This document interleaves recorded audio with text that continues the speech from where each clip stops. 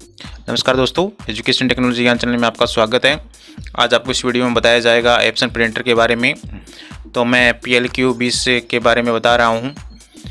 इससे संबंधित मैंने पहले भी वीडियो बना दिया था। उस वीडियो में थोड़ी बहुत जो त्रुटि रही थी उसको इस वीडियो में क्लियर किया जाएगा। आपको सबसे पहले जो ऑनलाइन की सेटिंग करनी है या कंप्यूटर में जो सेटिंग करनी है उसका वीडियो मैंने बता दिया था।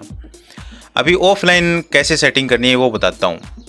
सबसे पहले आपको मेन जो पावर प्लग है उसको ऑन कर देना है और प्रिंटर का यह जो बटन है पावर वाला इसको भी आप बंद कर दो।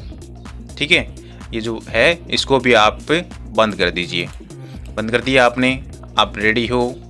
अब आपको क्या करना है कि F1 और F2 दोनों को दबा दीजिए। अपने दोनों अंगुलियों से एक साथ दबा दीजिए। दबा दिया। अब आपको क्या करना है, जो आपने पावर बटन ऑफ किया था अंगुली को दबाए रखना है, F1 और F2 को दबाए रखना है और इस बटन को ऑन करना है, यानी स्विच ऑन करना है। तो उसको ऑन कर दीजिए। ऑन करते ही इसके अंदर लाइट आ गई होगी या बीप की आवाज़ आएगी।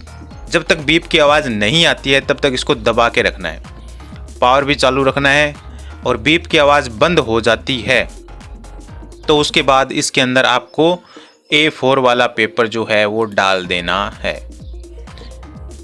पेपर आपने डाल दिया।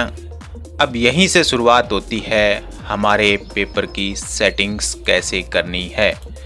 तो अब हम शुरुआत करते हैं। सबसे पहले आपको क्या करना है, पेपर डाल दिया आपने, F1 दबाना है। F1 दबाओगे तो आपके पास पेपर बाहर आ जाएगा। उसमें लिखा होगा इंग्लिश। तो ये लाइन आपके सामने यदि आएगी तो उसके जस्ट सामने लिखा है F2। F2 जो होता है सेटिंग चेंज करने के लिए, F1 जो होता है सेटिंग सेम रखने के लिए। इस ऑप्शन का ध्यान रखना है आपको। तो आपको क्या करना है, इस इंग्लिश वाली लाइन आ रही है तो कोई दिक्कत नहीं है, अन्यथा आपको क्या करना है F2 दबा करके जब तक इंग्लिश नहीं आए तब तक F2 दबा दो और जैसे इंग्लिश आ जाए उसके बाद F1 दबा देना। इंग्लिश आ रहा है कोई दिक्कत नहीं, F1 दबा दो। फिर आ गया प्रिंट दी करंट सेटिंग्स। उसके आगे आपको वही मिलेगा, F2 यस के लिए और F1 नो के लिए। तो यदि ये सेम सेटिंग आ रही है तो फिर आप वापस इसको F1 दबा दीजिए।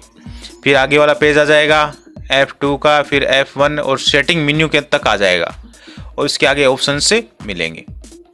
F1 दबाना है, फिर आपके सामने आएगा मेन्यू, मेन मेन्यू।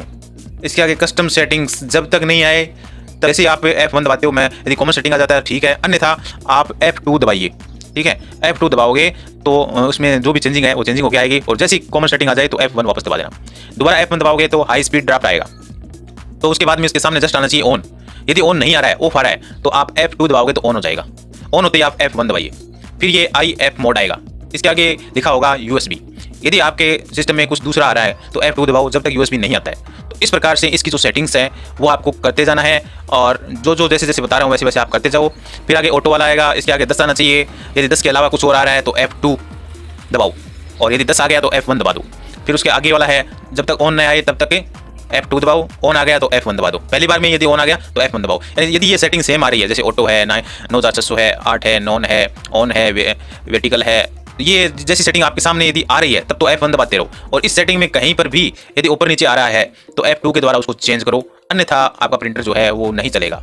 पूरा जो स्क्रीन के सामने मैं दिखा रहा हूँ धीरे धीरे आप करते जाओ और F1 2 को आप ध्यान रखो। F1 में सेम सेटिंग, F2 में चेंज। एक ही लिखा है PR2, तो ये जब तक PR2 नहीं आता है तब तक आपको क्या करना है, F2 दबाना है। F2 एक बार दबाया, PR2 नहीं आया, दूसरा आया, फिर F2 दबाया, फिर दूसरा आ गया। तो ये सेम पोजीशन है, जब तक नहीं आती है तब तक आपको चेंज करते जाना है। F1 का अर्थ है कि आपकी सेटिंग सही आ गई, F1 दबाया, उसके बाद फ़ॉन्ट वाला नाम आ जाएगा। फ़ॉन्ट के आगे ड्राफ्ट लिखा है, क्या लिखा है, तो जब तक ड्राफ्ट नहीं आए तब तक आपको F2 दबाना है और जैसे F1 दबाओगे तो सेम सेटिंग आ जाएगी। तो इस प्रकार से जो है आप इसकी पूरी जो सेटिंग्स है वो आप करिए और ये कंप्लीट सेटिंग हो जाए उसके बाद कंप्यूटर रीस्टार्ट कर लो। मैंने एक वीडियो बनाया था जिसमें आपको बताया था कि यदि कोई एरर आ जाए तो इसका मतलब आपकी सेटिंग ख़राब है, लेकिन उसमें थोड़ा सा चेंजिंग हो गया है, वो भी मैं आपको बताऊंगा। सबसे पहले मैं आपको जो सेटअप किया है उसका सक्सेसफुल दिखा देता हूँ। ये यदि मैसेज आता है तो इसका मतलब आप पहले पासबुक डालिए अंदर, और पासबुक डाल के ओके करिए, चेक मार्क करके प्रिंट पे क्लिक करिए। उसके बाद में आपकी पासबुक जो है वो सही प्रकार से सक्सेसफुल आएगी। सक्सेसफुल का मैसेज आ चुका है और पासबुक जो है वो कंप्लीट हो चुकी है। हमें ये बोल रहा है कि कस्टमर को पासबुक दे दीजिए। अभी जो समस्या आ रही थी, किस प्रकार की आ रही थी, वो भी मैं आपको बता देता हूँ। तो अब ये एप्सन का PLQ मैंने रीसेटर के बारे में बताया था। तो ये रीसेटर के अंदर किस प्रकार का जो मैसेज आता है वो भी मैं आपको बता देता हूँ इस वीडियो के अंदर। ये प्रिंटर देखिए सक्सेसफुल है, लेकिन बहुत सारे वीडियो ऐसे हैं जिनके ऊपर ये बताया है कि ये यदि एरर आता है तो वो सक्सेसफुल नहीं माना जाता है। हालांकि मैंने भी वही वीडियो में अंदर पहले बताया था, लेकिन अभी थोड़ा सा बदलाव आया।